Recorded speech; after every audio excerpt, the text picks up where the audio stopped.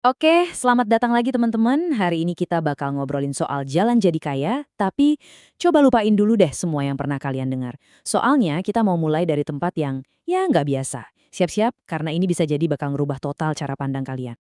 Yuk kita mulai dengan teka-teki. Kenapa ya pemain sepak bola paling jago di dunia itu sering banget jadi pelatih yang bisa dibilang gagal? Aneh kan? Tapi percaya deh, jawaban dari pertanyaan ini itu bisa ngebongkar kesalahan paling besar yang kita semua sering lakuin soal duit. Nah, ini dia nih yang namanya kekeliruan pemain jenius. Intinya tuh simple banget. Jago ngelakuin sesuatu sama jago ngajarin sesuatu itu dua hal yang benar-benar beda jauh. Coba deh lihat perbandingan ini. Di kiri ada legenda-legenda kayak Lampard sama Gerrard. Pemain luar biasa, tapi karir pelatihnya ya gitu deh. Kenapa? Karena mereka tuh nggak ngerti kenapa sih pemain biasa aja kok susah banget ngelakuin hal yang buat mereka tuh alami kayak nafas aja gitu. Nah sebaliknya pelatih kayak Ancelotti atau Inzaghi yang mungkin pas jadi pemain nggak sejenius mereka justru sukses banget. Karena mereka pernah ngerasain susahnya, mereka paham perjuangannya. Jadi intinya apa? Masalahnya itu bukan di skill, tapi di komunikasi. Seorang jenius itu seringkali nggak bisa nerjemahin insting mereka jadi langkah-langkah simple yang bisa diikutin orang lain. Gampangnya, mereka gagal paham sama audiensnya. Oke, sekarang analogi tadi kita bawa ke dunia duit. Siap? Kesalahan finansial pertama kita ternyata sama persis.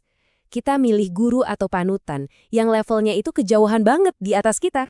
Coba bayangin deh, mungkin sekarang posisi finansial kamu ada di level 1.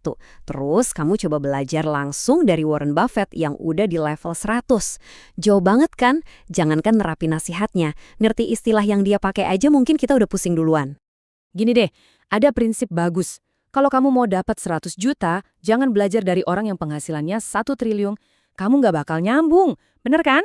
Nasihat seorang triliuner soal investasi raksasa, ya nggak relevan buat kita yang lagi berjuang dapetin 100 juta pertama. Hasilnya apa? Ya kita cuma jadi bingung, pusing, nggak tahu harus mulai dari mana. Terus solusinya gimana dong? Ternyata simple banget dan praktis. Kita sebut aja ini aturan satu langkah di depan. Nah, ini dia caranya. Pertama, kamu harus jujur dulu kamu ada di level mana sekarang. Kedua, cari mentor yang posisinya cuma 1 atau 2 langkah di depan kamu. Kalau penghasilanmu 5 juta ya cari yang penghasilannya 10 atau 15 juta. Perjuangan dia kan masih seger tuh diingatan, jadi nasehatnya bakal relevan banget. Ketiga, belajar dari dia sampai kamu nyampe di levelnya. Nah, kalau udah sampai, baru deh yang keempat, cari mentor baru buat level berikutnya. Ini tuh kayak naik tangga, satu persatu, bukan loncat dari lantai 1 ke lantai 10. Oke, jadi sekarang kita udah tahu nih cara milih guru yang benar. Tapi itu baru setengah jalan loh. Kesalahan kedua itu jauh lebih dalam, lebih ke soal psikologis, soal apa yang kita rasain di dalam diri kita. Mungkin kedengeran klise ya, tapi ini penting banget. Kunci untuk menjadi kaya adalah merasa kaya terlebih dahulu. Intinya, sebelum rekening bank kamu benar-benar penuh, pikiran dan perasaan kamu itu harus ngerasain kelimpahan duluan. Fokusnya bukan jadi kaya, tapi merasa kaya. Tapi, nah, di sini nih masalahnya.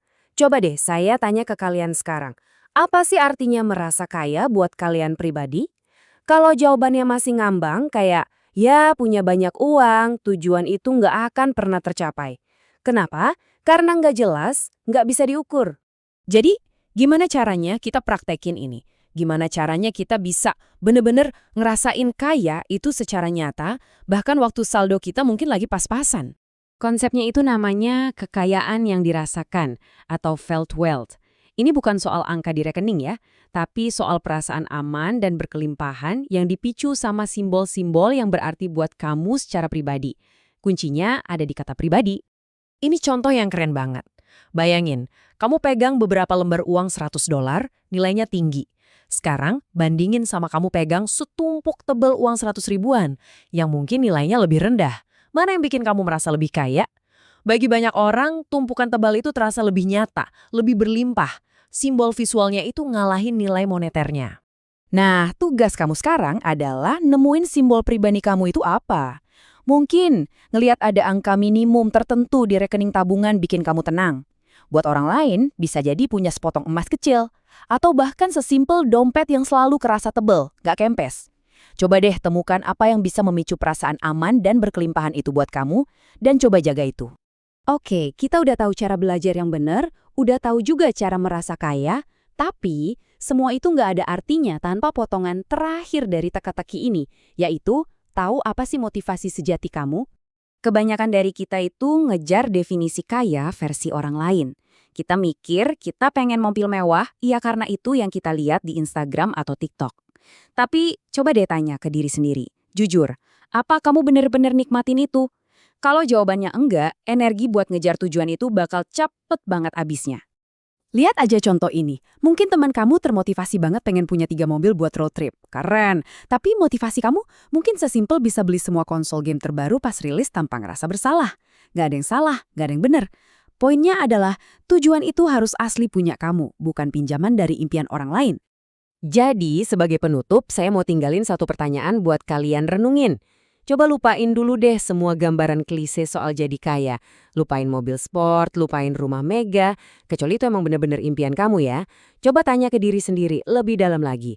Apa yang sebenarnya kamu inginkan? Kebebasan seperti apa yang pengen kamu beli dengan uang itu? Nah, menemukan jawaban jujur untuk pertanyaan itu, itulah awal dari perjalananmu yang sebenarnya.